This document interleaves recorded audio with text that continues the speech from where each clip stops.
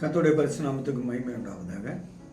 இந்த நாளிலும் என் தேவனும் நானும் இந்த நிகழ்ச்சியின் மூலமாக உங்களை சந்திப்பதில் பெருமகிழ்ச்சி அடைகிறேன். இந்த நாளுக்கான தேவ வார்த்தை, சர்வ வல்லமையுள்ள தேவன் அவருடைய சிங்காசனத்தில் உங்களுக்கு இடம் வைத்திருக்கிறார். தேவன் அவருடைய சிங்காசனத்தில், இந்த உலகத்திலே சிங்காசனத்தில் உங்களுக்கு வைத்திருக்கிறார். அவருடைய ராஜ்யத்திலே நமக்கு வைத்திருக்கிறார். வாசி கேட்போம். ஏசாயா 9வது அதிகாரம் 7வது வசனம் வாசிப்போம். ஏசாயா எழுதின புஸ்தகம் 9வது அதிகாரம் 7வது வசனம் வாசிப்போம். தாவீதின் சிங்காசனத்தையும் அவருடைய ராஜ்யத்தையும் அவர் திடப்படுத்தி, அப்போ தாவீதுக்கு சிங்காசனத்தையும் ராஜ்யத்தையும் ஸ்திரப்படுத்தினா உங்களுடைய வேலையில பெர்மனன்ட் பண்றார். உங்களுடைய ராஜ்யத்தை ஸ்திரப்படுத்துகிறார்.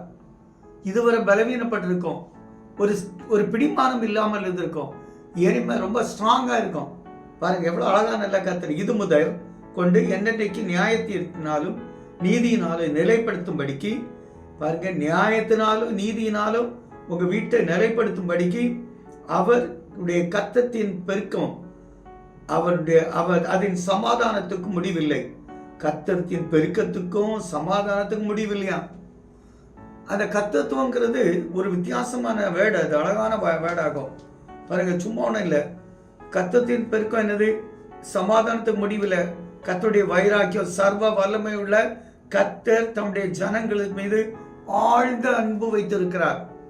அதான் கர்த்தத்தின் பெருக்கம்.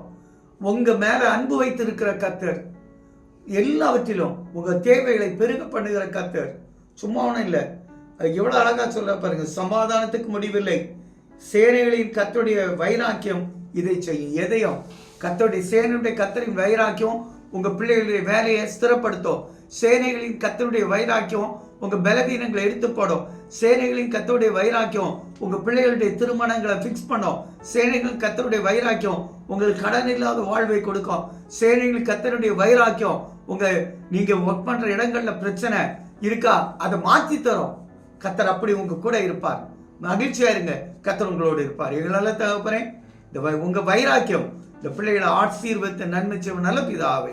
ஆமென்.